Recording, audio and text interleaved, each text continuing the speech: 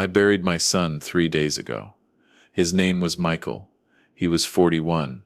I stood beside his coffin, my hands shaking, tears running down my face, when my daughter-in-law leaned close and whispered, "Stop crying, pack your bags and leave now."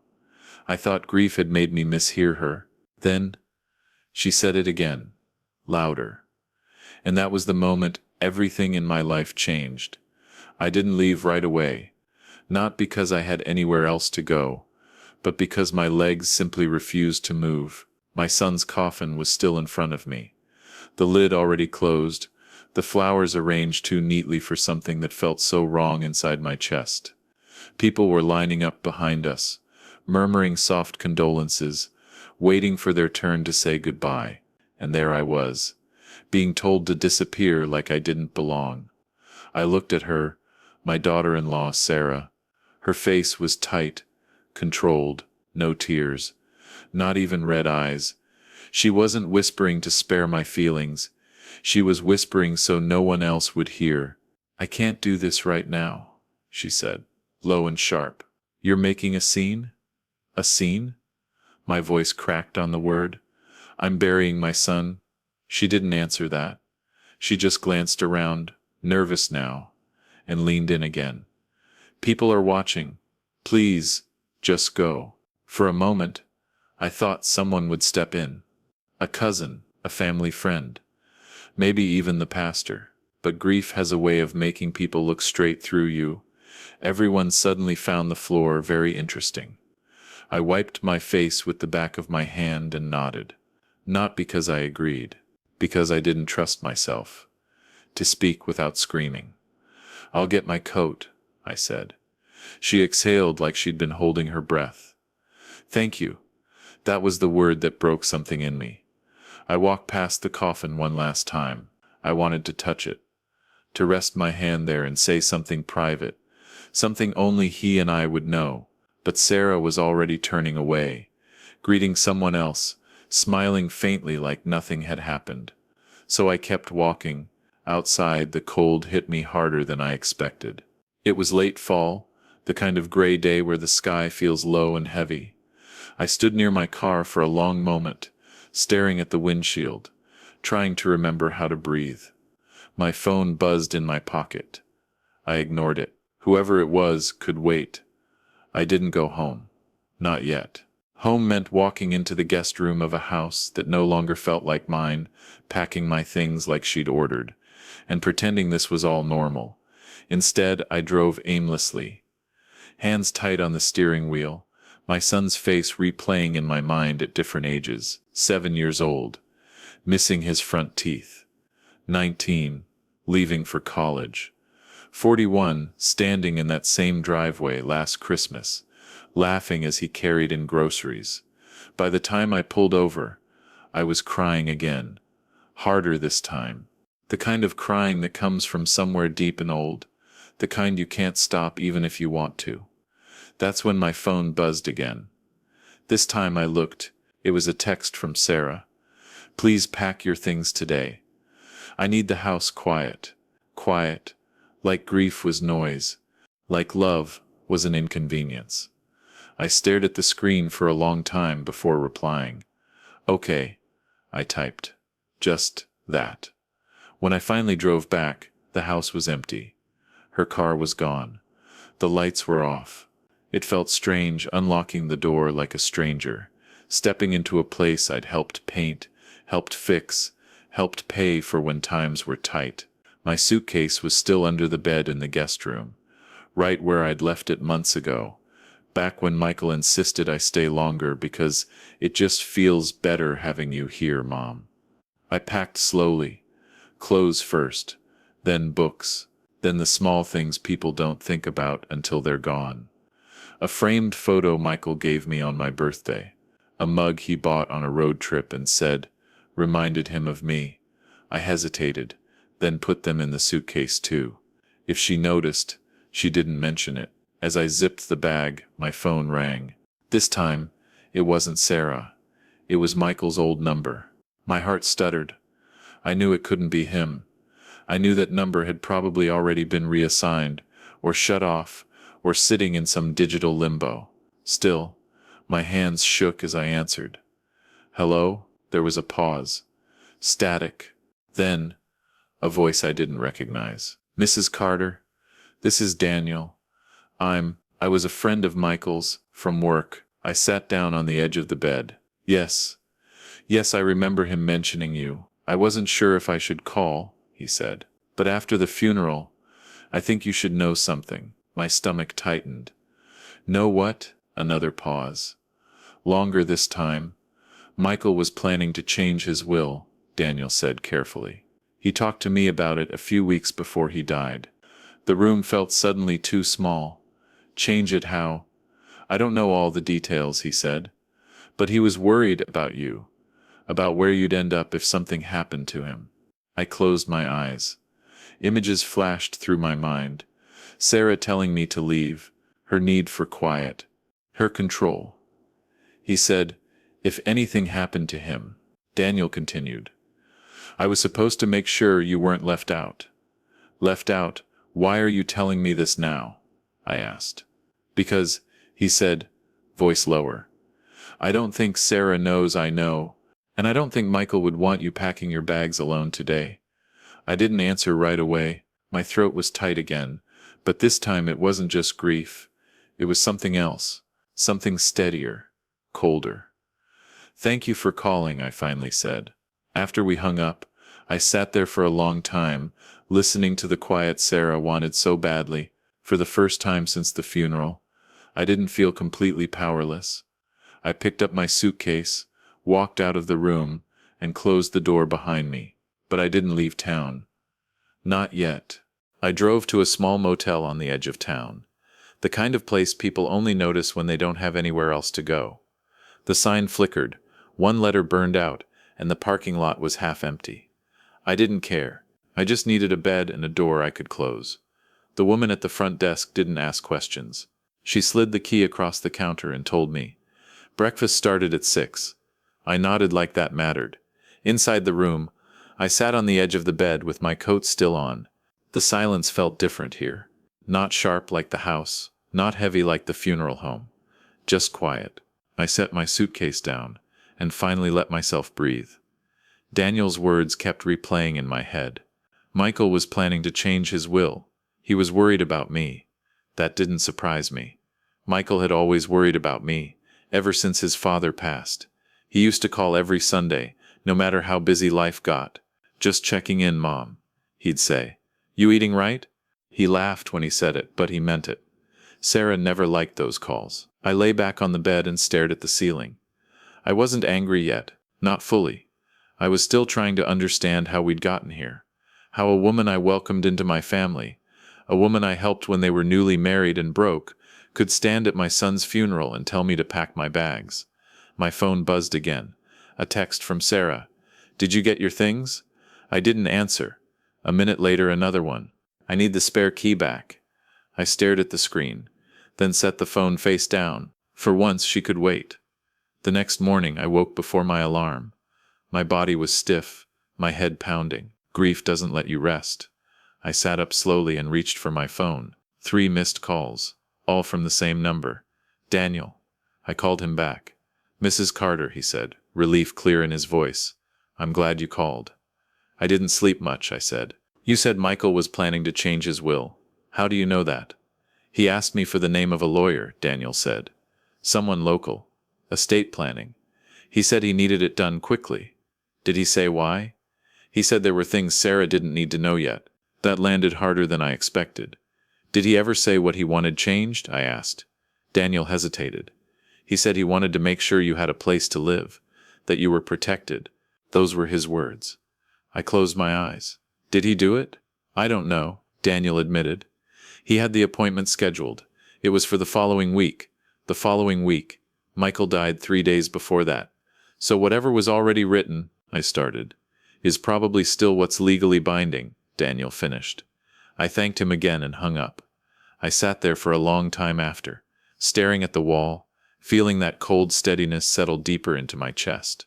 Sarah was acting like everything was already decided, like she knew something I didn't, or thought she did. By mid-morning, I was dressed and sitting in my car, staring at the motel's exit sign. I could leave town, drive to my sister's place 2 states over, crawl into her guest room and let her fuss over me until I felt human again. That would have been easier, but Michael's voice echoed in my head.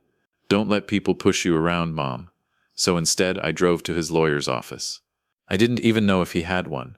I just knew the name of the firm Michael had mentioned once, years ago, when he helped a coworker with a contract dispute. It was a long shot, but it was a place to start. The receptionist looked up when I walked in. "Can I help you?" "My name is Margaret Carter," I said. "I'm Michael Carter's mother." Her expression softened immediately. "I'm so sorry for your loss." "Thank you," I said. "I was hoping to speak to someone about his estate." She hesitated. "Do you have an appointment?" "No," I said honestly, "but I believe my son was planning to make one." She disappeared into the back. When she returned, a man in his late 50s followed her out. He wore a simple suit, no tie, his expression serious but kind. "Mrs. Carter," he said, holding out his hand. "I'm Robert Hayes, please come in." Inside his office, I told him everything. The funeral, Sarah's words, being told to leave, Daniel's call. I didn't embellish. I didn't need to. The truth was enough. Robert listened without interrupting. When I finished, he leaned back in his chair. "Your son did contact us," he said. "He scheduled a consultation, but he passed before we could meet." "So nothing was changed," I said. "Not officially," he said. "But there is an existing will." My heart skipped. And I can't discuss its contents with you," he said gently, "unless you're named in it." I nodded. "Am I?" He opened a folder, flipped through a few pages, then looked up at me. "Yes," he said, "you are." I let out a breath I didn't realize I'd been holding. "But," he continued, "Sarah is the primary beneficiary, which is standard. However, there is a clause regarding the house." "The house?" I repeated. Robert nodded. "Michael specified that you are entitled to live there for as long as you choose." My hands trembled. "Live there?" "Yes," he said. "Rent-free. Full rights as a resident. The house cannot be sold or transferred without your written consent." I stared at him. "Does Sarah know this?" He shook his head. "Not yet. The will hasn't been formally read." A memory surfaced then. Michael, standing in the kitchen late one night. Voice low, saying, "I just want to make sure you're okay, Mom. No matter what." Sarah telling me to pack my bags. "Can she force me out?" I asked. Robert's expression hardened slightly. "No, not legally." For the first time since the funeral, something inside me shifted. The grief was still there. The ache, the missing.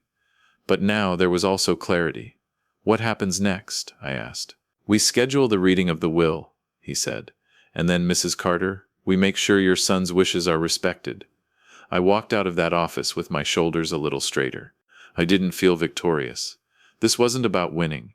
It was about not being erased. My phone buzzed as I reached my car. Another message from Sarah. "When are you bringing the key back?" I looked at the screen, then typed slowly, carefully. "I'll see you soon." I put the phone away and started the engine. Sarah had told me to leave. She had no idea what was coming next. I didn't go back to the house right away. Not because I was afraid of Sarah, but because I needed time to think. Grief makes you reactive. It makes you say things you can't take back. And whatever came next had to be done calmly, the way Michael would have wanted. I drove back to the motel and sat in the car with the engine off, hands resting on the steering wheel, staring straight ahead. I kept replaying the lawyer's words. "You are entitled to live there for as long as you choose. The house cannot be sold without your consent." Michael had protected me in the only way he could, quietly, without drama. And Sarah had been so confident, too confident. That told me she either hadn't read the will closely, or she assumed I'd never challenge her. My phone rang. I expected Sarah. It wasn't her. It was my sister, Ellen. "I heard what happened at the funeral," she said. Without preamble, "Someone called me last night." I sighed. "Of course they did." "Is it true?" she asked. "Did she really tell you to leave?" "Yes," I said. At the coffin, there was a sharp inhale on the other end. "That woman has always been ice," Ellen said. I knew it the moment I met her. I didn't, I said quietly. Or maybe I didn't want to. Where are you now? She asked. At a motel. You're coming here, she said firmly. Pack up and drive. You don't need this. I thought about that. How easy it would be to say yes, to let someone else take over. I can't, I said. Not yet. There was a pause. Why not? Because Michael made arrangements, I said, and I need to see them through. I didn't explain further. I didn't have to. Ellen knew that tone. The one that meant my mind was made up. All right, she said, finally. But promise me you'll be careful. I promise. After we hung up, I lay down on the bed and closed my eyes.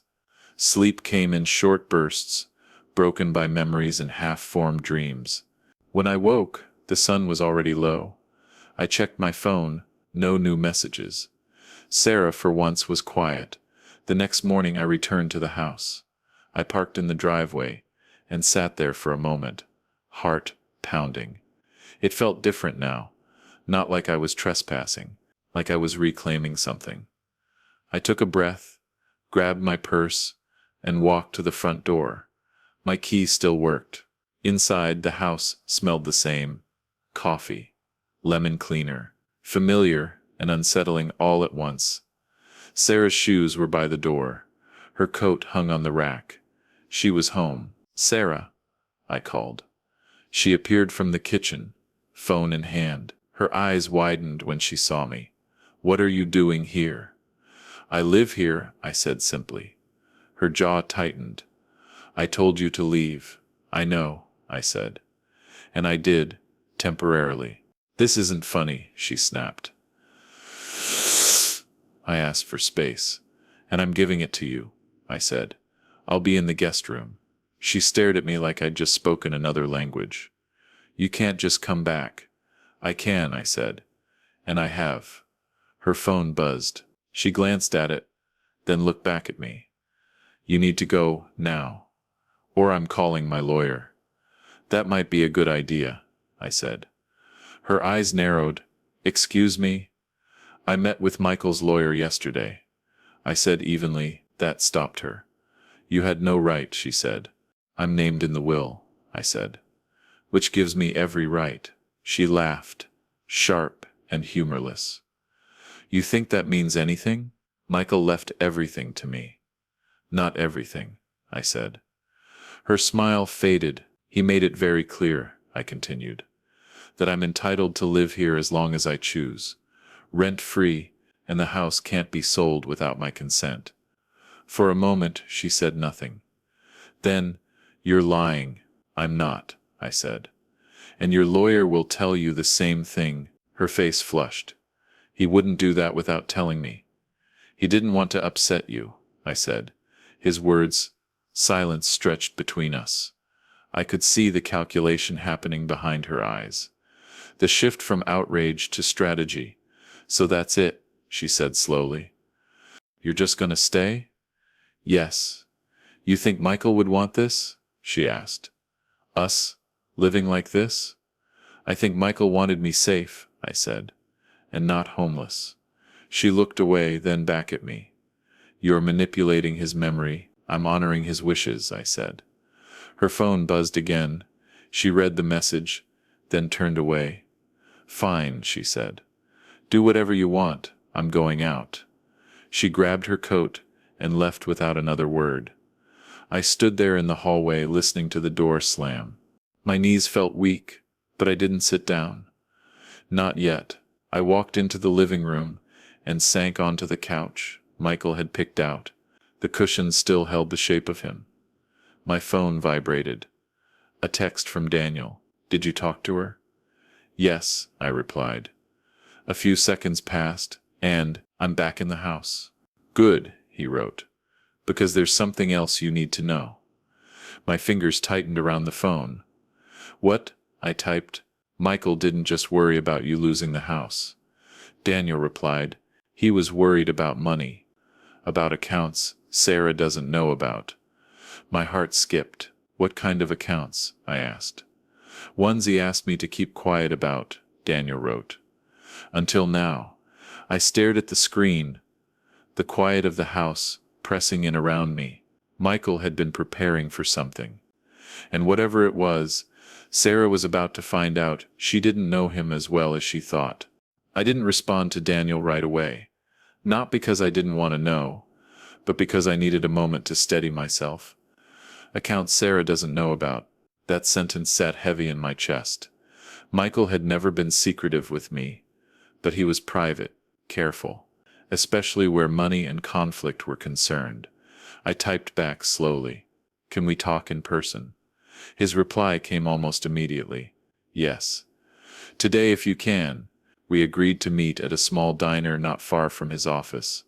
Neutral ground. When I arrived, Daniel was already there, sitting in a booth near the window, a cup of coffee untouched in front of him. He stood when he saw me, looking uncomfortable, like he wasn't sure if he should hug me or shake my hand. Thank you for coming, he said. Thank you for calling me, I replied, sliding into the booth. For a moment neither of us spoke. Finally I said, You mentioned accounts. Daniel nodded. Michael asked me to be a backup. Someone outside the family. He said things were tense at home. Tense how? I asked. He didn't give details, Daniel said. Just said he felt pressure. That money kept coming up. Arguments about spending, about control. That didn't surprise me. Sarah liked things her way. Always had. He opened a separate savings account. Daniel continued. Nothing illegal. Just separate. He told me it was meant for you. I felt my throat tighten. For me, he said. If something happened before he could update the will, that account was to make sure you had options. Medical care, independence. How much? I asked quietly. Daniel hesitated. Enough that you wouldn't have to worry. I stared at the table. My son carrying this weight alone, planning quietly, carefully, protecting me in ways I hadn't even known I needed. Does Sarah have access to it?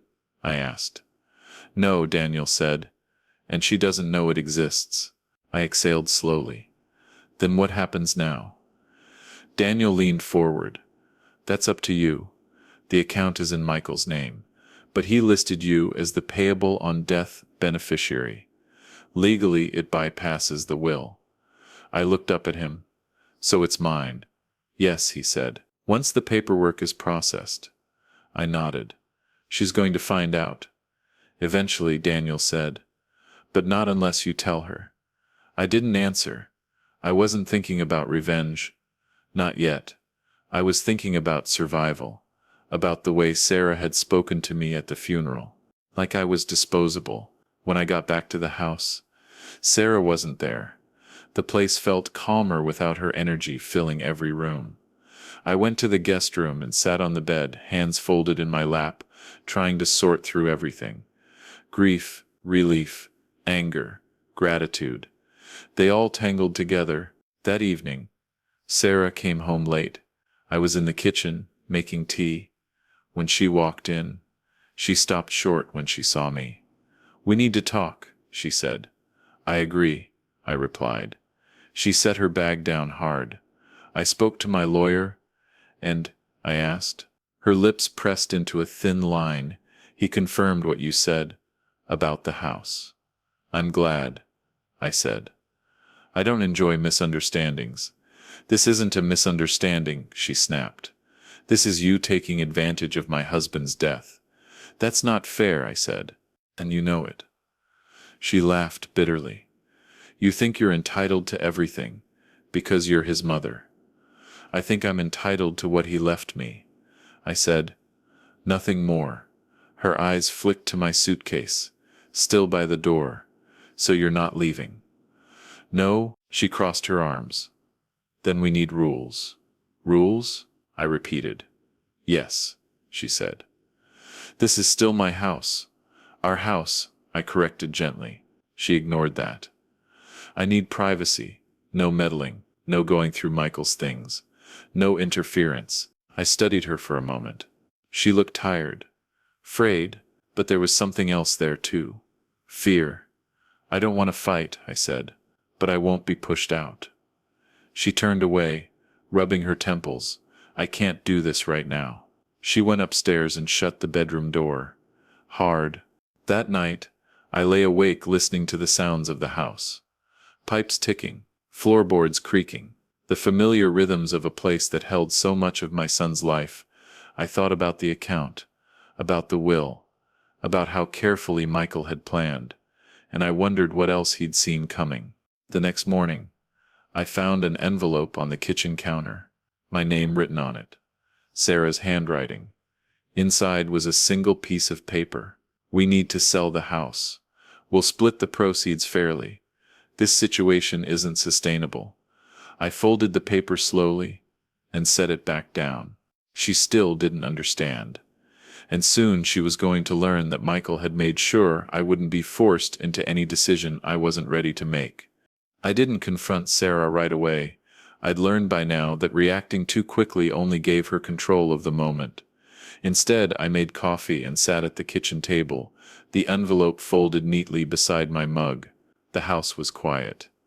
Too quiet, the kind of quiet that feels like a held breath. When Sarah finally came downstairs, she avoided looking at me. She went straight to the fridge, pulled out a bottle of water, and stood there drinking it like I wasn't even in the room.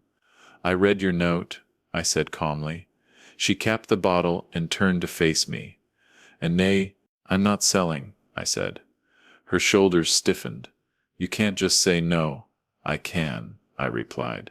"Legally and otherwise. This is my life," she said, her voice rising. "I can't move forward with you here. Every room reminds me of him." I softened my tone. "It reminds me of him too." "That's different," she snapped. "You got your years, I lost my husband." The words stung, but I didn't flinch. "Grief isn't a competition," I said, "and pushing me out won't bring him back." She paced the kitchen, agitated. "You don't understand. Michael and I had plans. This house was part of them, and he made plans for me too," I said. "Quiet ones. Just in case." She stopped. "What does that mean?" "Exactly what it sounds like," I replied. Her eyes narrowed. "You're hiding something." I met her gaze. "No. I'm respecting my son's wishes." She let out a sharp laugh. "You think you know him better than I did?" "I know the part of him that worried about his mother," I said gently.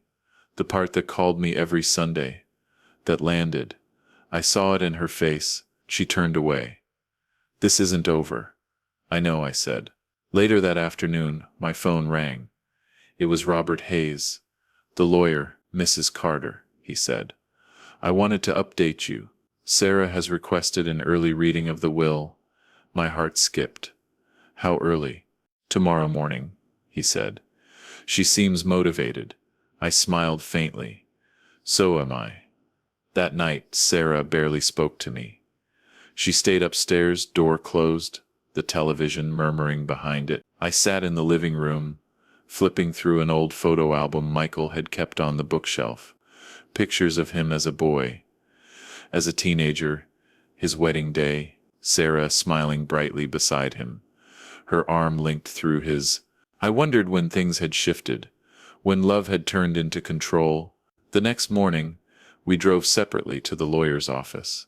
Sarah walked ahead of me, heels clicking sharply against the floor, her posture rigid. She didn't look back. Inside the conference room, Robert greeted us both and gestured for us to sit. The air felt thick, charged with expectation. "Before we begin," Robert said, "I want to clarify that this is a formal reading. Once completed, the terms of the will are legally enforceable." Sarah nodded impatiently. "Let's get on with it." Robert opened the folder. He started with the basics: personal belongings, vehicles, joint accounts. Sarah sat back, arms crossed, her confidence slowly returning. This was what she expected. This was familiar territory. Then Robert cleared his throat. "The property located at 214 Willow Lane," he said, "is to remain available to Margaret Carter as her primary residence for the duration of her life, or until she voluntarily chooses to vacate." Sarah straightened. We've been over this. There's more, Robert said calmly. He turned the page. In the event that Margaret Carter is pressured, coerced, or made to feel unwelcome in the residence, he read, a monthly stipend shall be paid to her from the estate. Sarah's face drained of color. What stipend? Robert named the amount.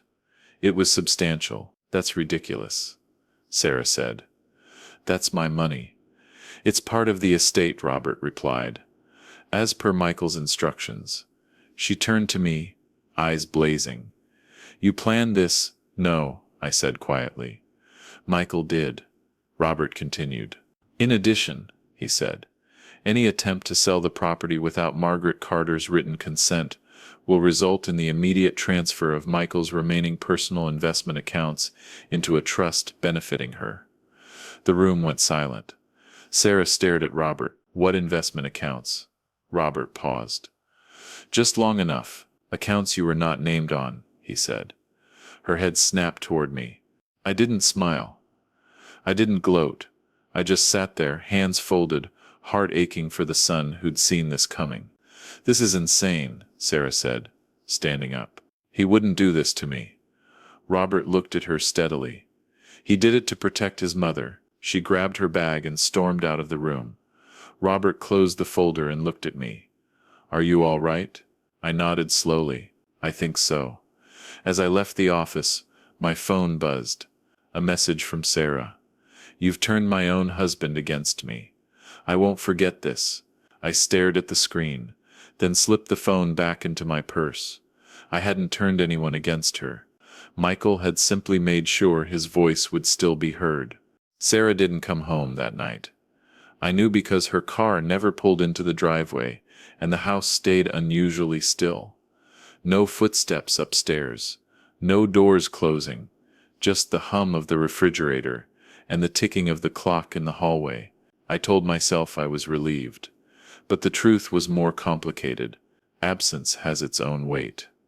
I slept poorly, waking at every sound, my mind replaying the will reading over and over, Michael's careful wording.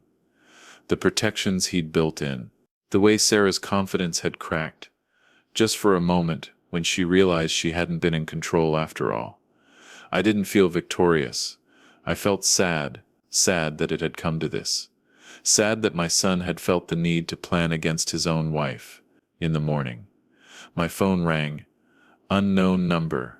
Margaret, a woman's voice said. This is Linda. I'm Sarah's mother. I sat up straighter. Hello, Linda. I won't pretend I'm calling to check on you, she said. Sarah told me everything. I imagine she told you her version, I replied. There was a pause. She's devastated. So am I said quietly. Linda sighed. Michael was her world. He was mine too, I said. Another pause. Then she feels betrayed. I felt betrayed at the funeral, I said. We all have our moments. The line went quiet. When Linda spoke again, her tone had softened. Sarah isn't handling this well. I can see that, I said. She's staying with me for now. Linda continued. I wanted you to know. Thank you, I said. I hope she rests. After we hung up, I sat at the kitchen table for a long time, staring at the sunlight creeping across the floor. Families fracture in strange ways under grief. Sometimes they don't come back together at all. Later that day, Daniel called. She left town, he said. I know, I replied. She's with her mother. There was a beat. There's more? I braced myself. Okay, she's been asking questions at the bank. Daniel said, about accounts, about transfers. My chest tightened. Can she access anything? No, he said. Not the accounts Michael set aside. But she's trying. Thank you for the warning, I said. That evening I went through Michael's study. I hadn't touched it since the funeral. It felt like crossing a line, but something told me it was time. I opened drawers carefully, not looking for money or documents, just for understanding, for signs of what he'd been carrying. In the bottom drawer of his desk, I found a notebook. It wasn't a journal. It was a list. Names, dates, notes in Michael's handwriting, conversations he'd had, things he wanted to remember. At the back there was a page folded over. I opened it. "Mom," it began. No greeting, just that word. "If you're reading this, things probably didn't go the way I hoped. I'm sorry you're hurting. Please know I did everything I could to make sure you'd be okay. Sarah doesn't mean to be cruel, but she gets scared when she feels out of control. Don't let that scare you too." Tears blurred the page. "I know you won't fight unless you have to. But if you do, know that I'm on your side. Always." I closed the notebook and pressed it to my chest. In that moment, the house didn't feel like a battleground. It felt like a place of memory, of love, of promises kept. The next morning, a delivery truck pulled into the driveway. The driver handed me a package addressed to Sarah. No return address. I set it on the kitchen counter and left it there. Hours later, Sarah came back. She looked exhausted. Her eyes were red, her movements slower. She stopped when she saw me, then glanced at the package. "What's that?" she asked. "Came this morning," I said. "It's yours." She hesitated, then picked it up and opened it. Inside was a thick envelope. She pulled out the contents and froze. I didn't need to see it to know what it was. Her breath caught. Her hands trembled. "What is it?" I asked gently. She swallowed. "Bank statements." "Which ones?" I asked. She didn't answer. Instead, she sank into a chair and put her head in her hands. That was the first time I saw her cry. Not performative tears, not anger, just raw, helpless grief. "I didn't know," she whispered. "I didn't know he was planning all this." I sat across from her. "He was planning for me," I said. "Not against you." She looked up, eyes shining. "Then why does it feel like I'm losing everything?" "Because control feels like safety," I said, "and grief takes both." She didn't reply. She just stared at the papers in front of her. The reality settling in. For the first time, we weren't enemies across a table. We were two women left behind by the same man, trying to understand the choices he'd made. Sarah stayed at the table for a long time after that, staring at the papers like they might rearrange themselves, if she looked hard enough. I didn't rush her. Some realizations need silence. When she finally spoke, her voice was quieter than I'd ever heard it. "He thought I'd throw you out," she said. I chose my words carefully. "I think he was afraid you might, in a moment of grief." She shook her head slowly. "I didn't plan to, not really. I needed the house to feel like mine again, and when I saw you crying, I panicked." "At the funeral?" I asked. She nodded, tears sliding down her cheeks. "Everyone was looking at you. Not at me.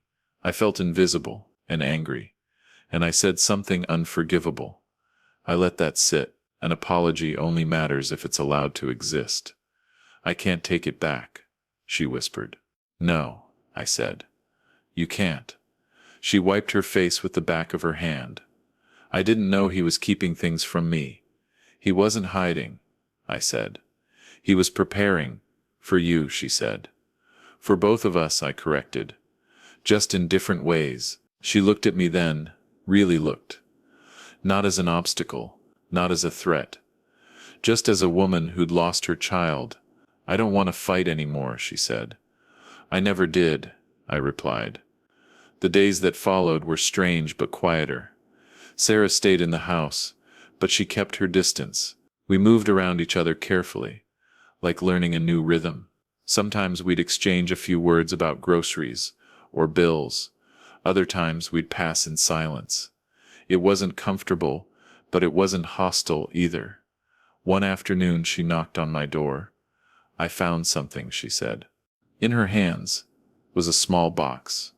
Michael's handwriting was on the lid. "Have you seen this?" she asked. I shook my head. She opened it and held it out to me. Inside were old photos, letters, a few small keepsakes from Michael's childhood, things I thought had been lost years ago. "He labeled it Mom," she said softly. I didn't even know he kept this. I felt my throat tighten. He was sentimental, I said. She nodded. I want you to have it. Thank you, I said. She hesitated at the door. I know this doesn't fix what I said, or what I did, but I'm trying. I see that, I replied.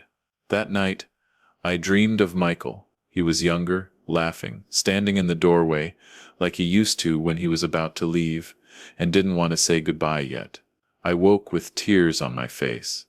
But for the first time, they didn't feel as sharp. A week later, Robert called.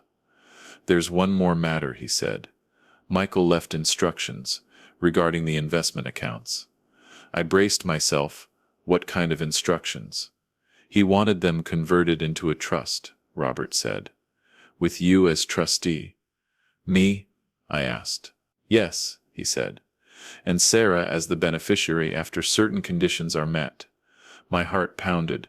What conditions? That the house remains available to you, Robert said, and that any major financial decisions require joint agreement. I sat down slowly. He wanted us to work together. Yes, Robert said, whether you liked it or not. When I told Sarah, she didn't react right away. She just listened. He never stopped, trying to fix us. She said finally, no, I agreed. He didn't. She took a deep breath. I don't know if I can be the person he hoped I'd be. You don't have to be perfect, I said. Just honest. She nodded. The next morning, she left early for work. Before she did, she paused at the door. I'm sorry, she said. For the funeral. For everything. I met her eyes. Thank you for saying it. After she left, I sat in the living room, the box of memories on my lap. The house felt different now. Still heavy. Still sad, but no longer hostile. Michael hadn't just left money or legal protections behind. He'd left a map. And slowly, painfully, we were learning how to follow it. The apology didn't magically fix everything, but it changed the air in the house. Things felt less brittle, less ready to snap. Sarah and I settled into a quiet routine. Not close, not warm, but respectful. We shared space the way people do when they know the alternative is worse. A few days later, she came home early from work. I was in the living room, sorting through the box she'd given me, when she sat across from me. I talked to my therapist today, she said. I looked up. That's good. She asked me why I reacted the way I did at the funeral. Sarah continued, why I needed control so badly in that moment. And I asked gently, she said. Grief makes us protect what we think we're about to lose, Sarah said. And I thought I was losing everything. My husband, my future, my place. I nodded. Fear makes people cruel. Sarah swallowed. I don't want to be that person. I don't think you always are, I said. But that day you were. She accepted that without arguing. Later that week, Daniel stopped by. It was the first time he'd been to the house since Michael died. He stood in the doorway, awkwardly, hands in his pockets. I just wanted to check on you, he said to me. Then he glanced at Sarah, on both of you. We sat at the kitchen table, the three of us. It felt strange, like a version of a family that didn't quite exist. There's something else, Daniel said. Michael left instructions with his employer about his life insurance. Sarah stiffened. What about it? He split it, Daniel said. Half to you, half to your mother-in-law. Sarah's mouth fell open. He never told me that. He told me, Daniel said. He said you'd understand later. She laughed softly, but there was no humor in it. He really didn't trust me, did he? I shook my head. He trusted you to grow. Daniel cleared his throat. There's also a letter. He asked me to give it to you both when the time felt right. He pulled an envelope from his bag and set it on the table. Read it together, he said. After he left, Sarah stared at the envelope for a long time before opening it. Michael's handwriting filled the page. If you're reading this, then I'm gone, and I hate that. I know you're both hurting. I know you might be angry with each other. Please don't let that be the end of us. Sarah's hands trembled as she read aloud. Mom, You taught me what unconditional love looks like. Sarah, you taught me what partnership means. I needed you both, even when I didn't know how to say it out loud. I closed my eyes. I made plans because I was scared. The letter continued. Scared that grief would make things ugly. Scared that the people I love would hurt each other without meaning to. If that's happening, please stop. Talk. Listen, remember that I chose you both. Sarah's voice broke. I hope the house stays a home, she read. Not a battlefield. If you're reading this together, then maybe that's already happening. She folded the letter and covered her mouth, crying quietly. I didn't see him, she said. Not really. I didn't see how much he was carrying. Neither did I admitted that night. Sarah cooked dinner. It was the first time she'd done that since the funeral. She set 2 plates on the table. It's not fancy, she said. It doesn't need to be, I replied. We ate mostly in silence, but it wasn't uncomfortable, just reflective. A few days later, Sarah brought up something unexpected. I've been thinking, she said, about the house. I stiffened slightly. Go on. I don't want to sell it anymore, she said. Not now. Maybe not ever. I studied her face. Why? Because it's the last place where all 3 of us existed together, she said. And I don't want to erase that. I nodded slowly. She hesitated. But I don't want it to feel frozen in time either. What are you suggesting? I asked. Small changes, she said. New paint, new furniture. But only if you're okay with it. I thought about Michael, about growth, about letting something become new without destroying what it was. We can talk about it, I said. She smiled faintly. Thank you. That night, as I went to bed, I realized something had shifted again. Not just legally, emotionally. The fight for my place in that house was over. Now came the harder part, learning how to live in it together, carrying the same grief, but no longer pulling in opposite directions. The house never went back to the way it was before Michael died. I don't think either of us expected it to. Grief doesn't rewind time, it reshapes it. But slowly, almost without us noticing, the house stopped feeling like a place we were defending and started feeling like a place we were sharing. Sarah painted the living room, a softer color. I helped her choose it. That surprised both of us. We kept Michael's chair where it was, though. Some things didn't need changing. Other things did. We fell into a quiet understanding. We didn't talk about the will anymore, or the accounts, or who had legal rights to what. Those questions had been answered. What mattered now was how we treated each other in the space Michael had left behind. One evening, Sarah sat across from me at the kitchen table and said, I've been thinking about moving, not far, just eventually. I nodded. When the time feels right, I wouldn't sell the house without you. She said quickly. Even if I could, I know, I replied. And I did. A few weeks later, Robert called one last time to confirm the trust was finalized. Everything was settled. Secure. Michael's careful planning had done what he intended. It gave me stability. It gave Sarah time, and it removed the fear that had driven us apart in the first place. On the anniversary of Michael's birthday, we visited his grave together. We didn't plan it, it just happened. Sarah brought flowers. I brought the small box of keepsakes.